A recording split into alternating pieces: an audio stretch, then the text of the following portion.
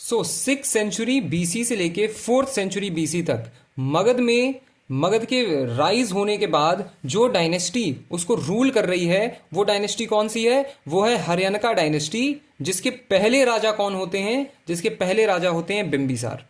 हमने पिछली वीडियो में देखा था किस तरीके से 16 महाजनपद हुआ करते थे, और 16 के 16 महाजनपद में सबसे बड़ा महाजनपद मगध उभर के आ रहा है। मगध के उभर के आने का एक बहुत बड़ा कारण क्या है? कि बिंबिसार जैसे राजा उसे मिले। बिंबिसार हरियाणका डायनेस्टी के फाउंडर माने जाते हैं। Bimbisara is the founder of Haryanka dynasty, यानी बिंबिसार के टाइम पे हरियाणका डायनेस्टी बहुत पावरफुल बनती हुई दिखाई देगी और हरियाणका डायनेस्टी की नींव बिंबिसार रखेंगे। He is the founder of Haryanka dynasty. Before his rule, Magad was just one among many kingdoms, but under his leadership, it started gaining political strength and importance. He ruled from Rajgir. Rajgir को उस समय क्या कहा जाता था? गिरिव्रज। तो बिंबिसार का कैपिटल क्या हुआ? बिंबिसार का कैपिटल हुआ राजगीर, यानी Girivraja. A naturally protected capital surrounded by hills, which made it secure from the attacks. उन्होंने राजगीर को क्यों रखा हुआ था अपना कैपिटल? क्योंकि वो नेचुरली प्रोटेक्टेड था। उसके इर्द गिर्द, उसके हर तरफ बहुत सारे हिल्स, बहुत सारे पहाड़ हुआ करते थे, जिसकी वजह से उस पर अटैक कर पाना नामुमकिन था। बिंबिसार का रूल जो है वो 544 से 492 बीसी माना जाता है। बिंबिसार की जो सबसे इंपॉर्टेंट चीज मैं आपको बोलूंगा, आपको याद रखनी है, वो क्या है? वो ये है कि गौतम बुद्धा बिंबिसार के कंटेम्पोरेरी हैं, यानी बिंबिसार गौतम बुद्ध के टाइम पे जीवित हैं, या फिर जो गौतम बुद्ध बिंबिसार के टाइम पे जीवित हैं। इनके जो टाइमलाइन है वो साथ में है। और बिंबिसार जो है वो गौतम बुद्ध से मिलने भी जाते हैं जब सिद्धार्थ अपना घर छोड़ देते हैं और वनवास की ओर चले जाते हैं। तब ऐसा माना जाता है कि बिंबिसार जो हैं वो गौतम बुद्ध से मिलने भी गए हैं। So Bimbisara followed a balanced policy of diplomacy, alliances and limited military expansion. ही लिमिटेड मिलिट्री एक्सपेंशन है। इनके जो बेटे आएंगे अजात शत्रु, वो ताबड़तोड़ मिलिट्री एक्सपेंशन करेंगे, लेकिन बिंबिसार लिमिटेड मिलिट्री एक्सपेंशन, बहुत ज्यादा मिलिट्री एक्सपेंशन नहीं, आराम आराम से मिलिट्री एक्सपेंशन करेंगे। He formed important marriage alliances with powerful kingdoms. His marriage with princess of Kosala brought him Kashi as dowry. कोशाला की रानी के साथ, कोशाला की राजकुमारी के साथ इन्होंने शादी करी। ये रहा कोशाला, इसकी राजकुमारी ये है मगध। तो मगध में बैठे हैं बिंबिसार। बिंबिसार कहाँ बैठे हुए हैं? मगध में बैठे हुए हैं। इन्होंने कोशाला के साथ डिप्लोमेटिक रिलेशन बनाए, शादी करी, और इन्हें काशी जो है, काशी इन्हें दहेज में मिल गया। साथ में अंग जो है, अंग को इन्होंने लड़ झगड़ के कैप्चर कर लिया था। तो अब जो मगध है उसकी पावर इतनी फैल चुकी है इनके अंडर, इतना बड़ा इन्होंने मगध कर दिया है। कोशाला भी इनके साथ अच्छे डिप्लोमेटिक रिश्ते में आ गया है। ठीक है। His marriage with Licchavi princess Chellana connected him with powerful republican state of Vaishali. तो ये वैशाली के साथ भी कनेक्टेड हो जाते हैं, किससे? लिच्छवी प्रिंसेस चेलन्ना से शादी करके। एक और marriage, another marriage with Madra princess extended his influence towards north west. Madra की प्रिंसेस के साथ भी इन्होंने शादी कर ली और ये नॉर्थ वेस्ट की ओर भी इन्होंने अपना एक्सपेंशन किया। तो इन्होंने काफी इंपॉर्टेंट रोल अदा किया है मगध के एक्सपेंशन में bye marriage alliances. Through these alliances, he strengthened his political position without continuous warfare. बिना ज्यादा लड़ाई झगड़ा किए इन्होंने अपनी पोजीशन को कंसोलिडेट किया, ताकि जो इनके बाद इनका बेटा आएगा अजात शत्रु, वो काफी बड़े स्केल पे मिलिट्री एक्सपेंशन करे, मिलिट्री एक्सपेंशन कर करके बहुत बड़े एरिया को अपने अंडर लेकर आएगा। कौन? Ajatashatru. At the same time ही expanded his kingdom by conquering Anga. मैंने बताया था अंग को भी ये सिर्फ और सिर्फ मिलिट्री एक्सपेंशन, यानी लड़ाई सिर्फ और सिर्फ अंग के साथ कर रहे हैं और अंग को अपने अंडर ले रहे हैं। Which controlled important trade routes in eastern India. This increase the economic strength of Magadha and gave it control over commercial network. His diplomatic relation are also seen when he sent his royal physician Jivaka. इनके royal physician हुआ करते थे जिनको इन्होंने अवंती के राजा प्रद्योत इलाज हो कि बीमार हो गए थे। प्रद्योत, इनको जॉन्डिस हो गया था, उनके इलाज के लिए इन्होंने जीवक को भेजा। अवंती कहाँ है? ये रहा अवंती। अवंती जो है वो मगध का एनिमी है, मगध का आर्क नेमेसिस है। मगध से कंटिन्यूअस लड़ाई अवंती की चलती रहेगी। और ये कितनी बड़ी बात है कि इस बात को मगध के राजा बिंबिसार समझ गए थे कि अवंती के साथ भी हमें अच्छे रिलेशन काफी टाइम तक रखने होंगे ताकि मगध को और बड़ा किया जा सके। तो जब मगध में बिंबिसार रूल कर रहे हैं, मगध में जब बिंबिसार रूल कर रहे हैं, तब अवंती में कौन रूल कर रहा है? तब अवंती में प्रद्योत या फिर प्रद्योत्या भी कहते हैं इनको, प्रद्योत रूल कर रहे हैं। ठीक है। और प्रद्योत के इलाज के लिए, इनको जब जॉन्डिस हो जाता है तो प्रद्योत के इलाज के लिए ये अपना एक फिजिशियन भेजते हैं जिसका नाम क्या है? जिसका नाम है जीवक। जीवक। ठीक है, ये बात हमको जाननी होगी। फिर आ जाते हैं इनके बाद इनके काफी खतरनाक बेटे जिनका नाम है अजातशत्रु, एक बहुत पावरफुल राजा, बहुत सबसे ज्यादा पावरफुल राजा हरियाणा डायनेस्टी का। Ajatashatru continued the expansion of Magad but relied more on military expansion, military powers. His most important conflict was with Vajji confederacy, especially the Lichavis.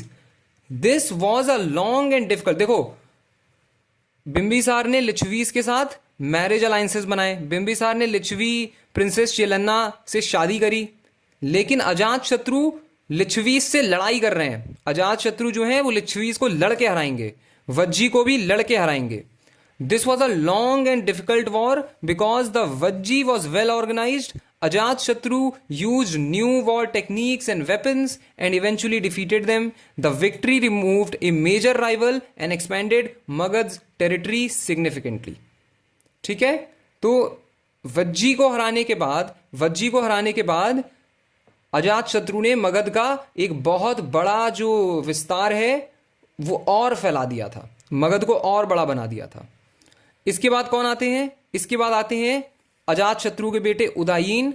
उदायीन का जो सबसे बड़ा रोल है वो कौन सा है? वो है कि उन्होंने कैपिटल को शिफ्ट किया। कैपिटल को कहां से शिफ्ट किया? उदायीन ने कैपिटल को शिफ्ट किया राजगीर। राजगीर ऑलरेडी कैपिटल था,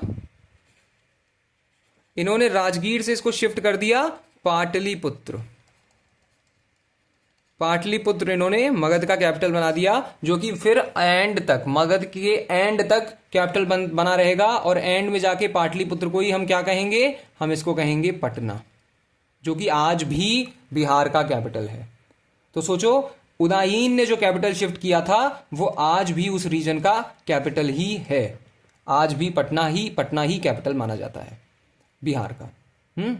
this location was at the confluence of Ganga and Son river. Pataliputra को उन्होंने कैपिटल क्यों बनाया था? क्योंकि ये देखो, इसकी जो लोकेशन है पाटलिपुत्र की वो बहुत अच्छी मानी जाती है। ये है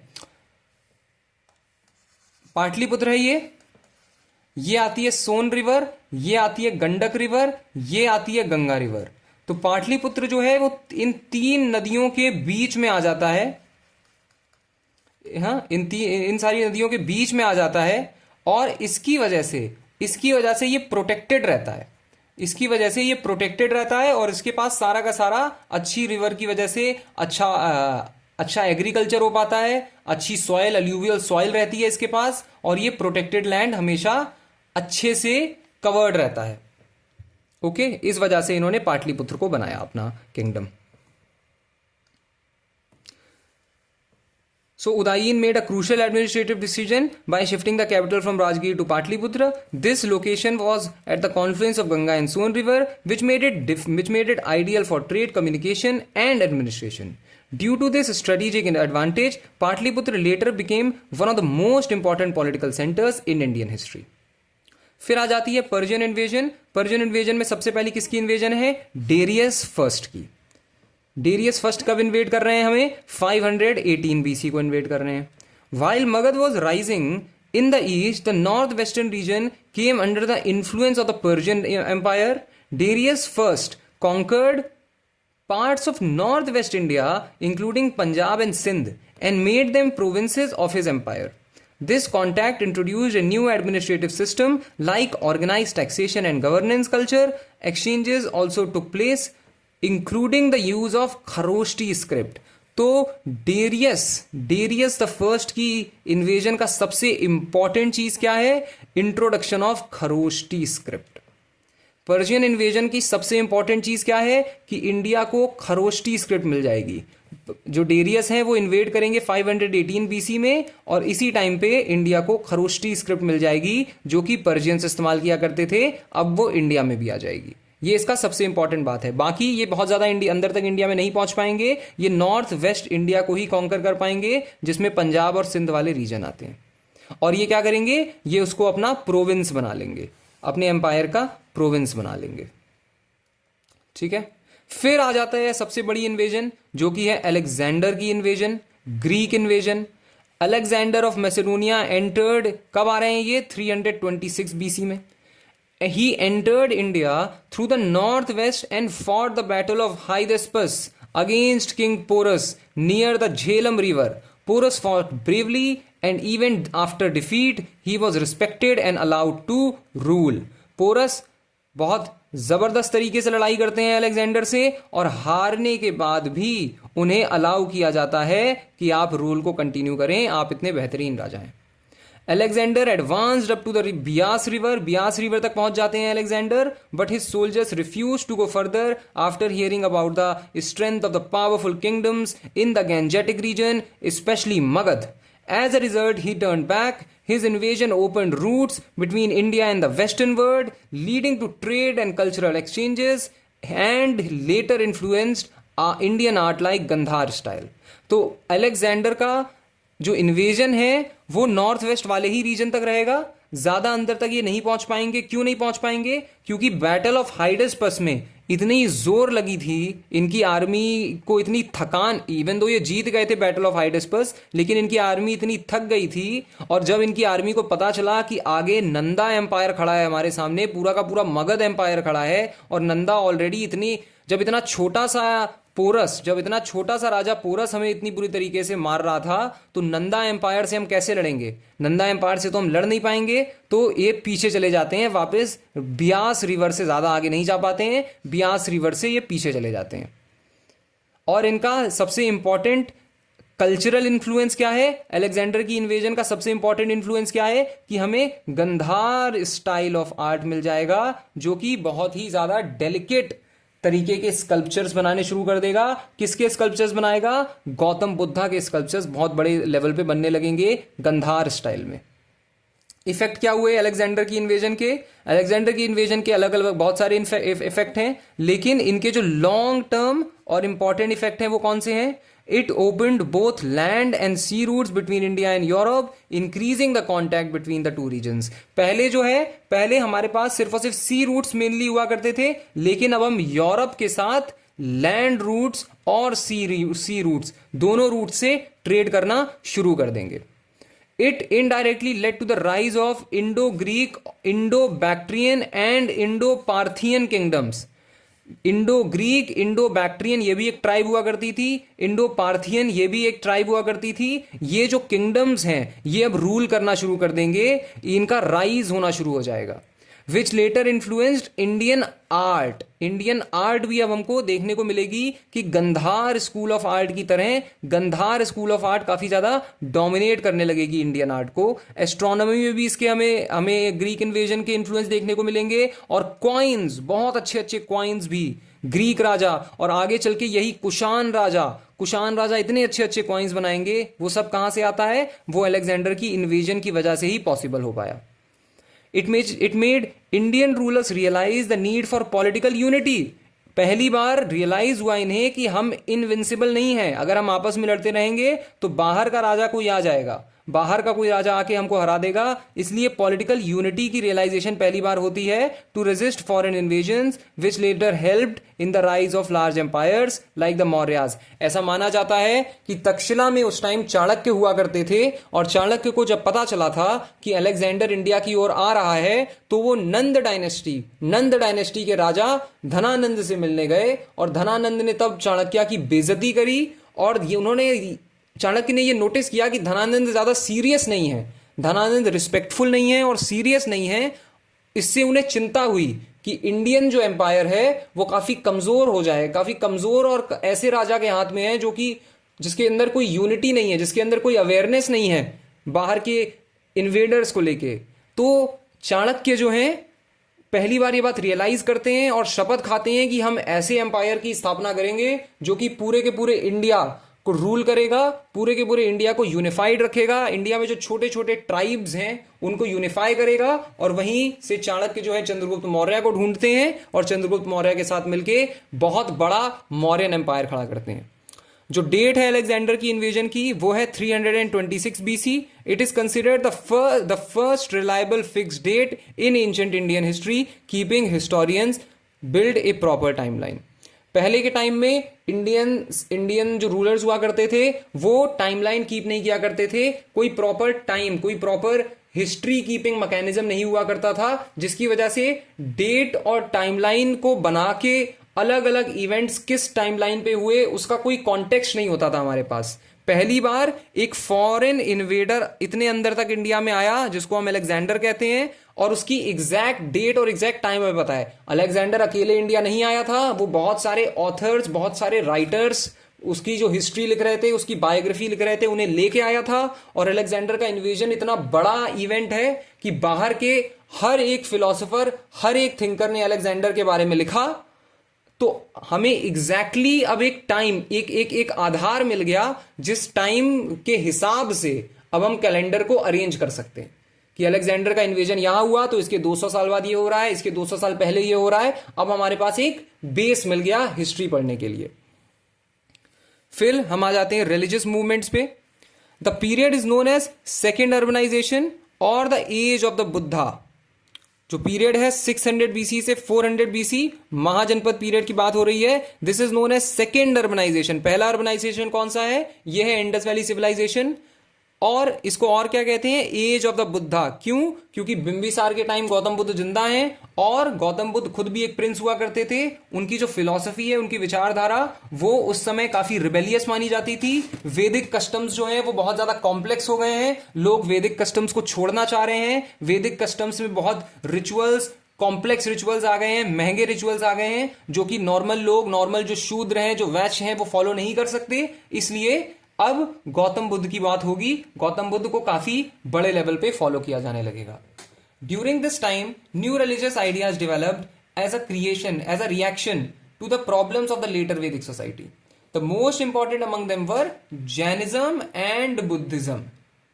ओके, दो मेजर रिलीजन हमको देखने को मिलेंगे, जैनिज्म और बुद्धिज्म। क्या है कॉजेस इतने बड़े बड़े रिलीजन मूवमेंट्स के? The original simplicity of the Vedic philosophy was lost over time.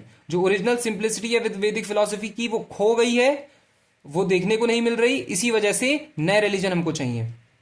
Religion became complex, dominated by rituals, sacrifices and superstitions.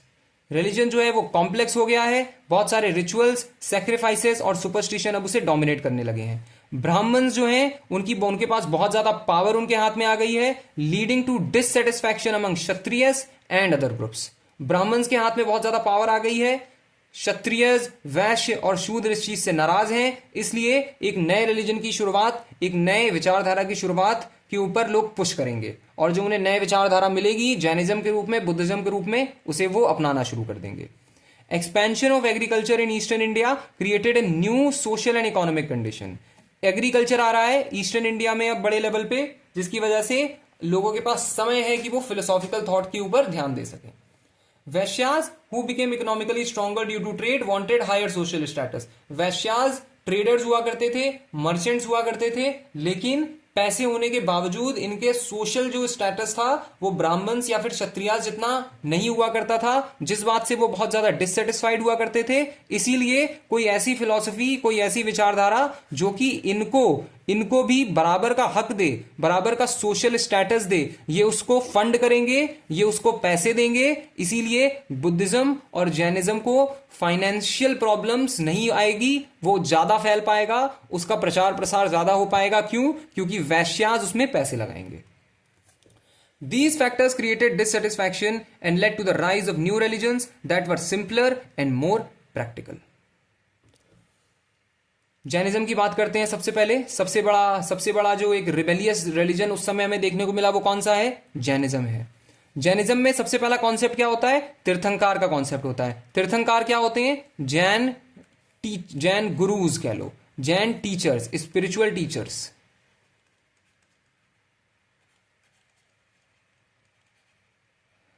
जैसे सिखिज्म में गुरु होते हैं वैसे ही जैनिज्म में तीर्थंकार होते हैं। तो जैनिज्म कितने तीर्थंकारों में मानता है कि 24 तीर्थंकार होते हैं, 24 स्पिरिचुअल टीचर्स होते हैं जो कि हमें पाथ दिखाते हैं लिबरेशन का। पहला तीर्थंकार कौन है जैनिज्म के हिसाब से? पहला तीर्थंकार है ऋषभदेव, जिसको आदिनाथ भी कहते हैं। और आखिरी तीर्थंकार कौन है? आखिरी तीर्थंकार है महावीर, जो कि सबसे पॉपुलर भी होंगे आगे चल के। जो टीचिंग्स हैं जैनिज्म की उसके बारे में बात कर लेते हैं। Jainism believed in strict ethical discipline and self control. Jainism जो है वो बहुत ही स्ट्रिक्ट एथिकल डिसिप्लिन और सेल्फ कंट्रोल के बारे में बात करेगा। इसके 3 ज्वेल त्रिरत्न माने गए हैं जैनिज्म में, जो कि सबको फॉलो करने होते हैं। क्या है वो त्रिरत्न? राइट फेथ, राइट नॉलेज और राइट कॉन्डक्ट। ये त्रिरत्न है जैनिज्म के। और 5 वाउस, 5 व्रत सबको लेने होते हैं। कौन से हैं वो 5 महाव्रत? अहिंसा यानी नॉन वायलेंस, किसी भी तरीके का वायलेंस नहीं होना चाहिए। सत्य यानी हमेशा सच की राह पे चलना है। ट्रुथ, अस्त्य नॉन स्टीलिंग, चोरी नहीं करनी है किसी चीज की। अपरिग्रह, कोई घर नहीं होना चाहिए, कोई किसी चीज के साथ तुम अटैच नहीं होने चाहिए, किसी चीज का कोई पोजेशन नहीं होना चाहिए, कोई चीज तुम्हारी नहीं होनी चाहिए। ऐसा नहीं होना चाहिए जिसको तुम कह सको कि ये मेरा है। कोई मटीरियलिस्टिक तुम्हारी पोजेशन नहीं होनी चाहिए। और ब्रह्मचर्य यानी सेलिबसी। ये 5 महाव्रत हैं जैनिज्म के। These teachings aimed at liberation from the cycle of birth and death. Birth और डेथ की जो साइकिल है उससे लिबरेट अगर होना है तो आपको ये 5 महाव्रत लेने पड़ेंगे। 5 महाव्रत और 3 इंपॉर्टेंट टीचिंग्स, 3 ज्यूल्स। त्रिरत्न का पालन करना होगा और 5 महाव्रत का भी पालन करना होगा। ओके, आगे बढ़ते हैं। अलग अलग तरीके की नॉलेज हुई है जैनिज्म में। Jainism believed explains knowledge in different forms. सबसे पहला मति ज्ञान यानी सेंसरी नॉलेज। दूसरा श्रुत ज्ञान यानी नॉलेज फ्रॉम स्क्रिप्चर्स की नॉलेज। तीसरा अवधि ज्ञान मतलब सुपर नेचुरल नॉलेज। चौथा मानह पर्यान ज्ञान मतलब नॉलेज ऑफ थॉट्स की नॉलेज, थॉट्स पे भी तुम्हारी नॉलेज होनी चाहिए। और 5वां सबसे इंपॉर्टेंट कैवल्य ज्ञान यानी परफेक्ट नॉलेज। केवल ज्ञान यानी perfect knowledge. 5 important types of knowledge हैं जैनिज्म में। जैनिज्म के सबसे इंपॉर्टेंट जो तीर्थंकार हुए वो हैं महावीर। उनके बारे में भी थोड़ा जान लेते हैं। महावीर कौन थे? Mahavir the 24th तीर्थंकार played the most important role in spreading Jainism. He was born in 540 BC at Kundangram near Vaishali in present day Bihar. कहाँ पैदा हुए थे? 540 BC में कुंदनग्राम में, वैशाली में। आज के समय उसे बिहार माना जाता है। उनके पिता सिद्धार्थ थे। अब ये गौतम बुद्ध वाले सिद्धार्थ नहीं है, ये अलग सिद्धार्थ हैं। Who was the head of Natrika clan and his mother Trishala was related to Licchavis. हो सके तो सिद्धार्थ नाम याद रख लेना और त्रिशाला भी नाम याद रख लेना। He belong to a Kshatriya family. Mahavir जो है वो क्षत्रिय फैमिली से आते हैं। Mahavir lived a normal life initially and was married to Yashoda. Mahavir की वाइफ कौन है? Yashoda. He had a daughter named Anojja. Mahavir की एक बेटी भी है अनोज। महावीर की बेटी का नाम क्या है? Anoj. At the age of 30, after the death of his parents, he renounced the worldly life and became an ascetic in search of truth. 30 साल की उम्र में अपने उनके माँ बाप की मृत्यु के बाद इन्होंने पूरा का पूरा जीवन छोड़ दिया, मटीरियलिस्टिक वर्ल्ड छोड़ दिया और सत्य की तलाश में वो निकल गए। During this period he practice severe penance and meditation. कठोर तप और मेडिटेशन से उन्हें क्या मिला? उन्हें कैवल्य ज्ञान मिला। He was briefly associated with Makkhali Gosala but later they separated due to difference in belief. शुरुआत में वो मक्काली गौशाला के साथ थे, लेकिन उसके बाद उनके डिफरेंस आ गए बिलीफ्स में और उन्होंने मक्काली गौशाला को भी छोड़ दिया। At the age of 42, on the banks of river Riju Palaki, Mahavir attained Kaivalya यानी सुप्रीम नॉलेज अंडर ए साल ट्री। साल पेड़ के नीचे 42 साल की उम्र में रीजू पालिका नदी के किनारे महावीर को कैवल्य ज्ञान यानी सुप्रीम नॉलेज की प्राप्ति हुई। After this he was called kaolin यानी जीना, द कॉन्करर, जिसने कॉन्कर कर लिया हो लस्ट को, काम, क्रोध, लोभ, मोह माया को जिसने कॉन्कर कर लिया हो, उन्हें जीना कहते थे, उन्हें जीना कहने लगे। कैवल्य ज्ञान प्राप्त होने के बाद महावीर के अलग अलग नाम क्या आ जाते हैं? केवलिन या जीना, और साथ में महावीर भी। He spend the rest of his life preaching his teaching across eastern India. Eastern India में उन्होंने अपना पूरा जीवन फिर बिताया अपनी टीचिंग्स प्रीच करते हुए। He delivered his first sermon at Pava. पावा में उन्होंने अपना पहला सरमन डिलीवर किया। He organized his followers into Jain संघ। जैन संघ में उन्होंने अपने फॉलोअर्स को ऑर्गेनाइज किया। His main disciples were called Gandhar, 11 in number। उनके मेन डिसाइपल्स को क्या बोला जाता था? गंधार। और कितने थे वो? 11 थे। ओके। महावीर की मृत्यु 72 ईयर्स की एज में हुई 468 बीसी में पावापुरी में। महावीर की मृत्यु कहाँ होती है? पावापुरी में 468 बीसी में at the age of 72। Jainism के बहुत सारे डॉक्ट्राइन्स हैं, उनके बारे में भी हमें पता होना चाहिए। Jainism is a practical and ethical religion focused on self discipline and liberation यानी मोक्ष। Its core philosophy is simple but strict. उनकी कोर फिलॉसफी काफी सिंपल है लेकिन बहुत ही ज्यादा स्ट्रिक्टली फॉलो करनी होती है। 3 जूअल्स होते हैं, थ्री रत्ना होते हैं जैनिज्म के। The path to liberation is based on 3 fundamental principles. पहला प्रिंसिपल क्या है? राइट फेथ यानी सम्यक श्रद्धा। दूसरा राइट नॉलेज यानी सम्यक ज्ञान। और तीसरा राइट कॉन्डक्ट यानी सम्यक चरित्र।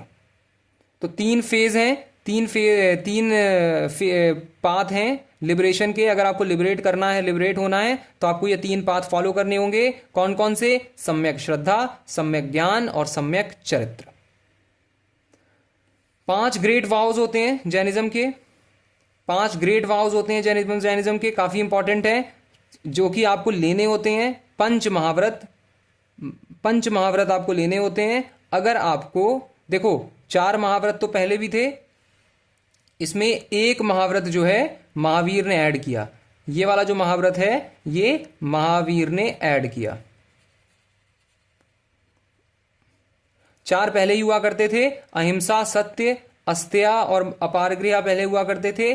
5वां ब्रह्मचर्य यानी सेलिबेसी और कंट्रोल ओवर डिजायर्स को महावीर ऐड कर रहे हैं, महावीर ऐड करते हैं। इसके बाद आगे बढ़ते हैं, थ्योरी ऑफ नॉलेज पे आ जाते हैं यानी ज्ञान पे आ जाते हैं। Jainism gives a very structured explanation of knowledge. मति ज्ञान, नॉलेज ऑफ थॉट्स, श्रुत ज्ञान, नॉलेज ऑफ स्क्रिप्चर्स, अवधि ज्ञान, क्लैरवॉयंट नॉलेज, पर्याय ज्ञान यानी टेलीपैथिक नॉलेज, रीडिंग माइंड्स, और केवल ज्ञान यानी एब्सोल्यूट नॉलेज। इसके बस नाम एक बार थोड़ा सा दिमाग में याद रख लेना, एग्जाम में कभी कभी ये चीजें ऑप्शंस में दिखाई दे जाती हैं। ठीक है, बहुत सारी जैनिज्म की थ्योरीज भी हैं, उनके बस नाम हमारे काम के हैं सीजीएल के लिए। सबसे पहला क्या है? अनेकांतवाद। अनेकांतवाद थ्योरी क्या है? Theory of reality.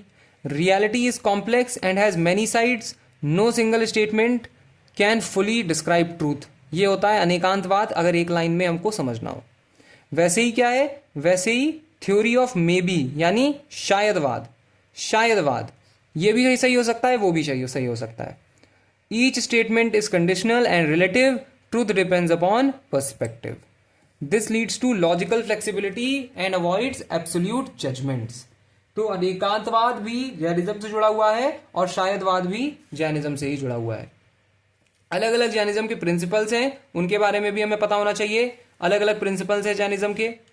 महावीर्स teaching clearly rejected older वैदिक प्रैक्टिसेस। महावीर ने जो पुरानी वैदिक प्रैक्टिसेस होती थी उनको पूरी तरीके से रिजेक्ट कर दिया था।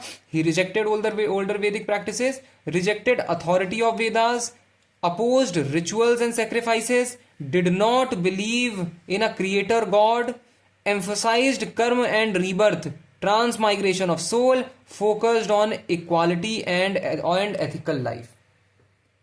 तो ये क्या क्या प्रिंसिपल्स हैं जैनिज्म के, ये भी हमें समझना होगा। ये महावीर द्वारा दिए हुए हैं, ये महावीर ने दिए हैं प्रिंसिपल्स। जैन काउंसिल्स भी हुई हैं, जैन काउंसिल्स भी हुई हैं ताकि जैन टीचिंग्स को प्रिजर्व किया जा सके।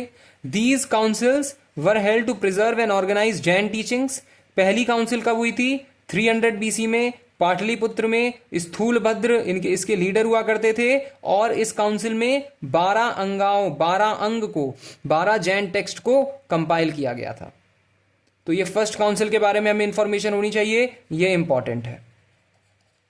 फिर दूसरी काउंसिल आती है सेकंड काउंसिल। सेकंड काउंसिल कब हुई? 512 एडी में। देखो पहली काउंसिल कब हो रही है? 300 बीसी। सेकंड काउंसिल कितनी टाइम बाद हो रही है? 800 ईयर्स के बाद हो रही है, 800 साल बाद। दूसरी काउंसिल हुई 512 एडी वल्लभी में। इसके लीडर कौन थे? इसके लीडर थे देवार्धी श्रमना। देवार्धी श्रमना ने ये काउंसिल करवाई। इसका फाइनल रिजल्ट क्या है? Final compilation of Jain text. Jain text को इन्होंने फाइनली कंपाइल करवा दिया। इसके बाद जैन लिटरेचर पे आ जाते हैं। Jain literature was mainly written on in Prakrit. Prakrit भाषा में जैन लिटरेचर लिखी जाती थी, और प्राकृत को हम क्या कहते हैं? अर्धमगधी। अर्धमगधी भाषा भी यही है। मेन डिविजन्स क्या क्या हैं जैन लिटरेचर के मेन डिविजन्स हैं। 12 अंग होते हैं, 12 उपअंग होते हैं, 10 प्रकीर्णाज होते हैं, 6 छेद सूत्र होते हैं, 4 मूल सूत्र होते हैं, और 2 सूत्र ग्रंथ होते हैं। थोड़ा थोड़ा आइडिया होना चाहिए बस सीजीएल के लिए। इंपॉर्टेंट टेक्स्ट कौन कौन से हैं? कल्प सूत्र है जो कि भद्रबाहु द्वारा लिखा गया है, और प्रशिष्टि परवान है जो कि हेमचंद्र द्वारा। ओके। सेक्ट, अलग अलग सेक्ट भी हैं जैनिज्म के। जैनिज्म का डिवीजन भी होता है, तो अलग अलग सेक्ट देखने को मिलते हैं। Division happened due to different policies and practices after a famine in Magadh. देखो हुआ क्या, मगध में एक बहुत बड़ी फेमाइन आ गई 298 बीसी में, जिसकी वजह से बहुत severe famine in 298 BC led monks to migrate south India. बहुत सारे जो मंक्स हैं वो साउथ इंडिया चले गए, और बहुत सारे मंक्स जो हैं वो नॉर्थ में ही रहे। तो different interpretations of Mahavira's teaching developed. जो नॉर्थ में थे वो अलग तरीके से टीचिंग ले रहे थे, वो अलग तरीके से इंटरप्रेट कर रहे थे। ये नया टाइम पीरियड है, ये नया टाइम पीरियड है। अभी अभी जैनिज्म आया है, ज़्यादा टाइम नहीं हुआ है। तो 12 साल ये जो साउथ इंडिया में 12 साल रहे वो अलग तरीके से इंटरप्रेट करने लगे, और जो नॉर्थ इंडिया में रहे वो अलग तरीके से इंटरप्रेट करने लगे। दोनों की इंटरप्रिटेशन में डिफरेंसेस आ गए। तो जो साउथ इंडिया में थे ये प्राइमरली कौन से थे? ये दिगंबर थे, दिगंबर। और जो नॉर्थ इंडिया में थे ये कौन से थे? ये श्वेतांबर थे, श्वेतांबर। दिगंबर एंड श्वेतांबर, 2 तरीके के हमें देखने को मिलेंगे जैन सेक्ट्स। तो 2 मेन सेक्ट कौन से हुए? श्वेतांबर कौन से सेक्ट हैं? जो कि सफेद रंग का कपड़ा पहनते हैं, व्हाइट क्लोथ पहनते हैं। They wear white clothes except that monks can wear clothes, led by Sthulabhadra. इनको लीड कौन करता है? Sthulabhadra. Who is the leader of Shvetambaras? Sthulabhadra. और जो दिगंबर हुए वो दिगंबर कपड़े नहीं पहनते हैं, वो दीग यानी स्काई, स्काई, आकाश को ही अपना कपड़ा मानते हैं, अपना क्लोथ मानते हैं। तो दिगंबर कौन से जैन हैं? जो कि स्काई यानी आकाश को अपना क्लोथ मानते हैं। They practice complete nudity symbol of renunciation, renunciation का सिंबल है इनके लिए, ये कंप्लीट न्यूडिटी प्रैक्टिस करते हैं। Believe true asceticism require giving up clothes, associated with Bhadrabahu. Bhadrabahu वही है जो साउथ में जाएंगे, किसके साथ? भद्रबाहु जो है वो चंद्रगुप्त मौर्य को साउथ में लेकर जाएंगे। ठीक है, जैन आर्किटेक्चर पे थोड़ी बात कर लेते हैं। Jainism contributed significantly to art and architecture. Cave हमें मिल रही है जैनिज्म से रिलेटेड, जो कि उदयगिरी और खंडगिरी में मिल रही हैं हमें केव्स। जैनिज्म की केव हमें कहाँ मिलती हैं? उदयगिरी में और खंडगिरी में मिलती हैं। टेम्पल्स मिल रहे हैं हमें, दिलवाड़ा टेम्पल माउंट आबू, पलितान गुजरात में, और गिरनार, ये इंपॉर्टेंट टेम्पल्स हैं जैनिज्म के। स्टैचूज भी मिल रहे हैं हमें, कौन कौन से स्टैचूज मिल रहे हैं? गोमतेश्वरा स्टैचू है, एट कहाँ पे है ये? श्रवणबेलगोला में, गोमतेश्वरा टेम्पल एट श्रवणबेलगोला। ये इंपॉर्टेंट जैन आर्किटेक्चर है। रॉयल पैट्रोनेज पे आ जाते हैं जैनिज्म के। जैनिज्म का रॉयल पैट्रोनेज, नॉर्थ इंडिया में बिंबिसार और अजातशत्रु ने जैनिज्म को पेट्रोनाइज किया। चंद्रगुप्त मौर्य ने तो जैनिज्म को अपना ही लिया। ये सबसे इंपॉर्टेंट, सबसे पहले बड़े जो सपोर्टर रहे जैनिज्म के वो चंद्रगुप्त मौर्य रहे। फिर संप्रति एक मॉडर्न रूलर थे, उन्होंने भी जैनिज्म को पेट्रोनाइज किया, जैनिज्म को काफी माना। और फिर खारवेल, कलिंग के राजा खारवेल ने भी जैनिज्म को पेट्रोनाइज किया। साउथ इंडिया में किसने किसने किया? गंगा डायनेस्टी ने किया, कदम्ब डायनेस्टी ने किया, राष्ट्रकूट ने किया रूलर, अमोघवर्ष एक इंपॉर्टेंट राष्ट्रकूट रूलर हुए, उन्होंने भी किया। और चालुक्य रूलर जैसे कुमारपाल हैं, उन्होंने भी किया जैनिज्म को पेट्रोनाइज। अब आप जाते हैं हम इंपॉर्टेंट जैन स्कॉलर्स पे। कौन कौन से जैन स्कॉलर जरूरी हैं हमारे लिए? एक तो सुधर्म हमारे लिए जरूरी है, जो कि चीफ डिसाइपल हैं महावीर के। महावीर के सबसे इंपॉर्टेंट डिसाइपल कौन है? सुधर्म। फिर आ जाते हैं हम भद्रबाहु पे, जो कि लास्ट श्रुत केवली हैं। इनको चंद्रगुप्त मौर्य से एसोसिएट किया जाता है। भद्रबाहु वही मंक हैं जो कि चंद्रगुप्त मौर्य को साउथ इंडिया अपने साथ लेकर जाएंगे। ये जो हैं ये चंद्रगुप्त मौर्य को साउथ इंडिया अपने साथ लेकर जाएंगे। फिर आ जाते हैं स्थूलभद्र पे, ये श्वेतांबर जो सेक्ट है उसकी शुरुआत स्थूलभद्र ने करी थी। फिर आ जाते हैं हेमचंद्र पे, ये ग्रेट स्कॉलर माने गए हैं और बहुत सारे जरूरी जैन टेक्स्ट लिखे हैं इन्होंने। फिर आ जाते हैं हरिभद्र सूरी पे, ये भी इंपॉर्टेंट जैन मंक हैं और ये इंपॉर्टेंट राइटर भी हैं जैन धर्म के। ठीक है, एक बार अब कंप्लीट अंडरस्टैंडिंग ले लेते हैं। Jainism emerged when Vedic religion became complex and dominated by rituals. It offered a simpler path based on ethics, self-control, and non-violence. Mahavir organized these ideas into structured system with clear rules, 5 vows, philosophy जैसे अनेकांतवाद and spiritual goal जैसे केवल ज्ञान. Over time, Jainism spread across India with support of rulers, developed literature, split into sects, and contributed to art and architecture, becoming a major religious and philosophical tradition of ancient India. एक basic understanding. ठीक है, तो यहां Jainism हमारा समाप्त होता है। अब हम आगे आ जाते हैं वेरी इंपॉर्टेंट बुद्धिज्म पे। बुद्धिज्म पे हम आ जाते हैं। बुद्धिज्म ओरिजिन क्या है बुद्धिज्म का? By 6th century BC, society had started reacting against the complexity of later Vedic religion. Rituals had become expensive, priests dominated religious life, and common people found it difficult to relate to these practices. At the same time, economic and social changes were taking place, especially in eastern India, where new towns, trade, and agriculture were expanding. In this environment, a need was felt for a simpler, more practical path of life. This is where Buddhism emerged. सबसे पहले गौतम बुद्धा की life के बारे में हम बात करते हैं। Gautam Buddha was born in 563 BC at Lumbini in the Shakya clan. इनके फादर का नाम है सुधोधन, जो कि एक रूलर रहे हैं। So Gautam Buddha grew up in luxury. However, this comfort did not last forever in his mind. As he stepped outside the palace, he encountered four sights. सबसे पहले उन्हें दिखाई देते हैं an old man, a sick person, a dead body, and an ascetic. These experiences made him realize that suffering is unavoidable in life. At the age of 29, he left everything behind. This event is known as Mahabhinishkraman. Marks the beginning of his search for truth. He first tried learning from teachers like Alara Kalam, but their knowledge did not truly satisfy him. Finally, after years of meditation, he gained enlightenment at Bodh Gaya under a peepal tree at the age of 35. From this point, Siddhartha became Buddha, the enlightened one. Gautam Buddha's first sermon was at Sarnath, laid the foundation of his teachings, and from there Buddhism began spreading. He continued teaching until his death at Kushinagar at the age of 80. What is the core idea of Buddhism? Understanding suffering. What is the core idea of Buddhism? Core idea of Buddhism. The entire philosophy of Buddhism revolves around one simple question: why do humans suffer?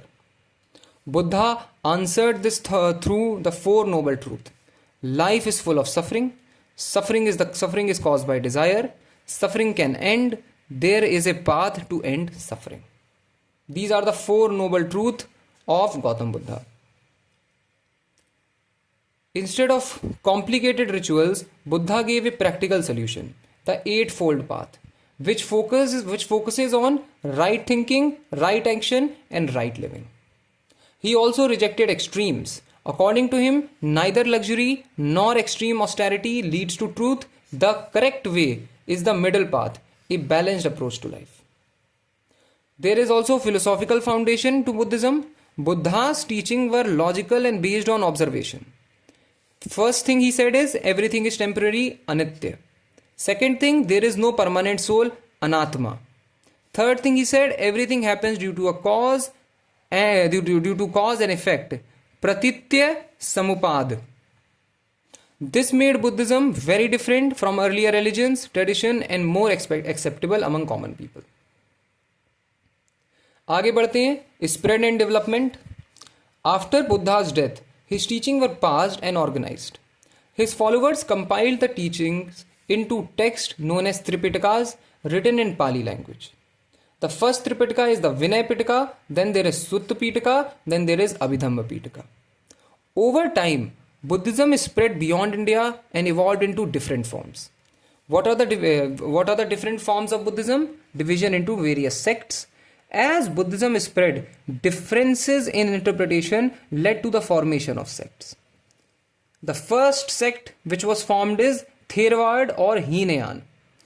Theravada or Hinayan remained closer to original teaching. It focused on individual salvation through discipline and meditation and avoided idol worship. Then there is Mahayana sect, which was developed later and made Buddhism more accessible. It introduced the idea of Bodhisattva, very, very important. Bodhisattva comes from Mahayana Buddhism. Bodhisattva beings who help other attain salvation. Who are the Bodhisattvas? It is said that Bodhisattvas are the individuals who themselves have come to a point in their life where they can be liberated whenever they want, but they are delaying their liberation because they want their disciples to be liberated before them. And when their disciples are liberated, then only they will cross that line and liberate themselves. So Bodhisattvas delay their liberation by choice. Okay? It also allowed idol worship, and it spread widely in East Asia. Most of the places in East Asia that you will find Mahayana religion, Mahayana sect of Buddhism. Then comes Vajrayana. Vajrayana is ritualistic and mystical elements. It will become very popular in Tibet, Ladakh, and Eastern India. Let's come to the role of different councils to preserve the teaching and resolve differences, Buddhist council were held. The first Buddhist council organized teachings. The second created the second created the first division, and the third under Ashoka helped spread Buddhism beyond India.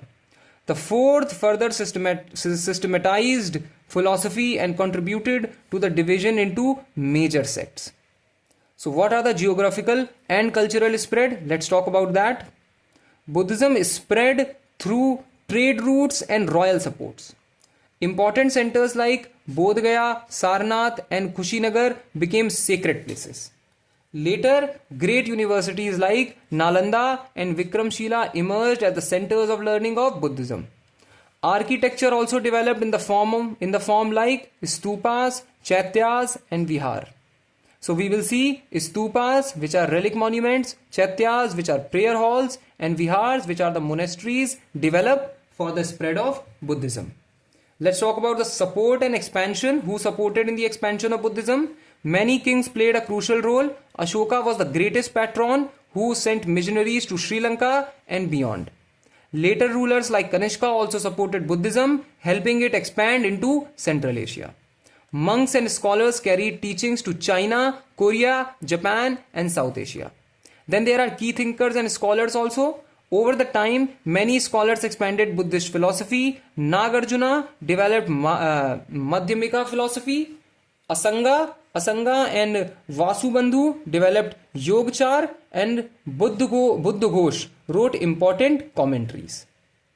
These thinkers helped Buddhism grow intellectually and geographically.